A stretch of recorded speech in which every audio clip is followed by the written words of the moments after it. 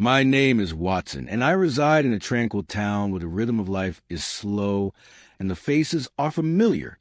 My greatest pleasure is found in the simple act of gathering friends, the warmth of shared meals, and the gentle hum of conversation that fills my home.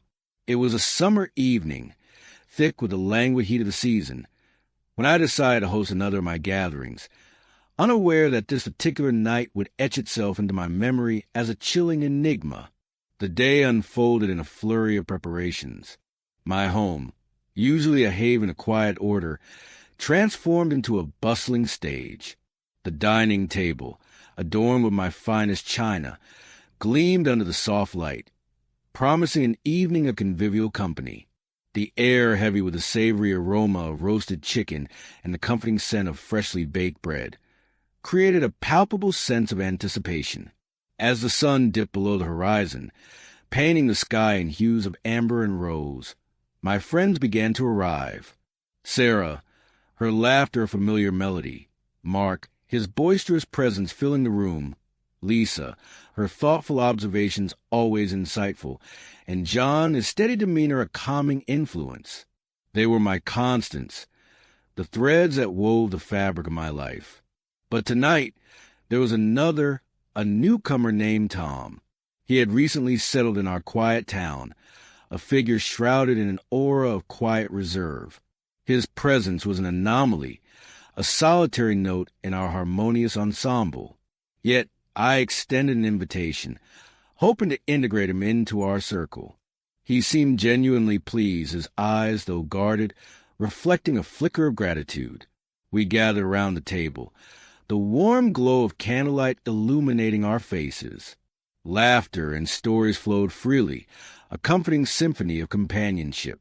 The meal progressed smoothly, each course a testament to the shared joy of the moment. After dessert, we migrated to the living room, the soft glow of the lamps casting long shadows that danced on the walls. Tom, however, remained an enigma. His silence, initially attributed to shyness, began to feel heavy, a palpable tension in the air. He sat withdrawn, his gaze averted, as if wrestling with an unseen burden.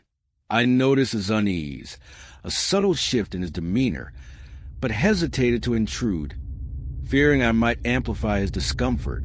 Then, with an abruptness that shattered the tranquility of the evening, he rose. A mumbled excuse, barely audible, escaped his lips. Before anyone could react, he was gone, the resounding slam of the door echoing through the house.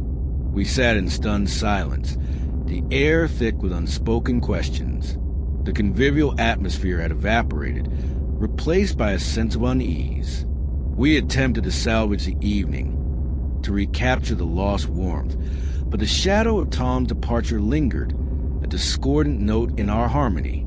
Eventually, the night drew to a close, and my friends departed, their goodbyes tinged with shared sense of bewilderment. The following day, a nagging sense of unease settled within me. I couldn't shake the feeling that something was amiss. I decided to check on Tom, hoping to dispel the lingering disquiet.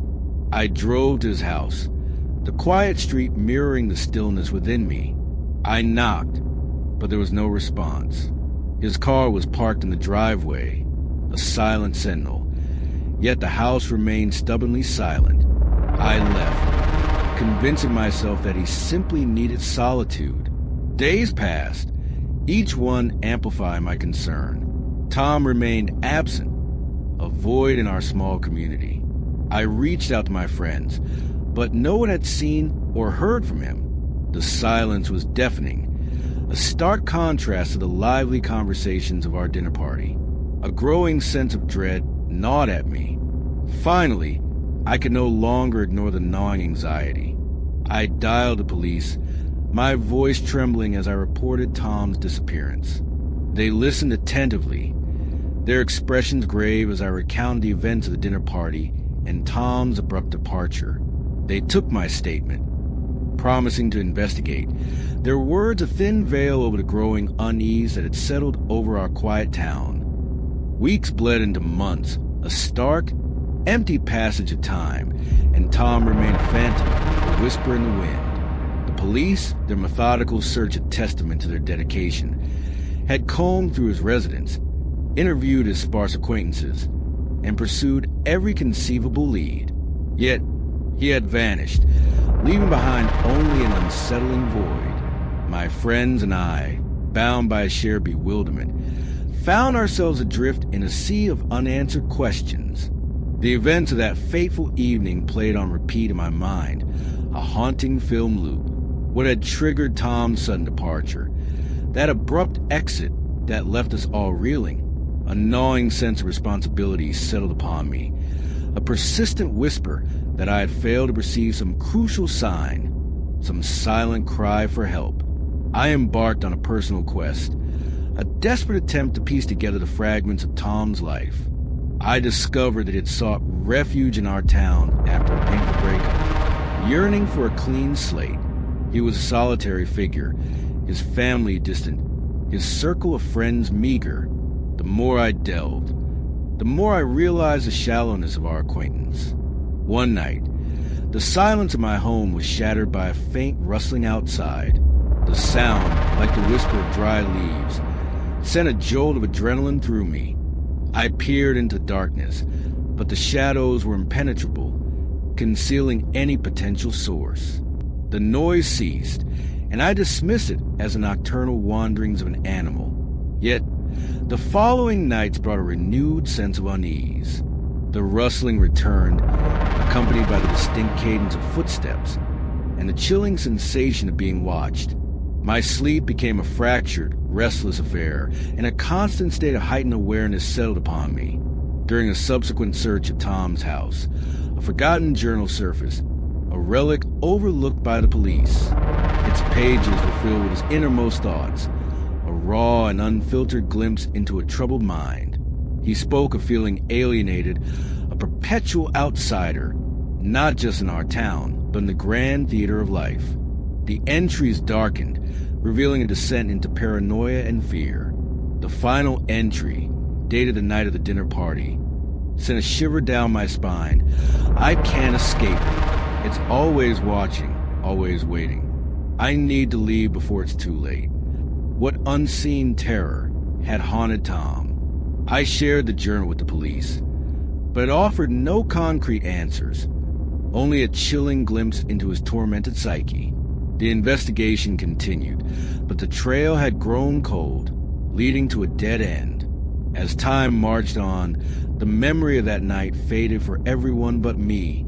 I remained tethered to the mystery, haunted by the unanswered questions.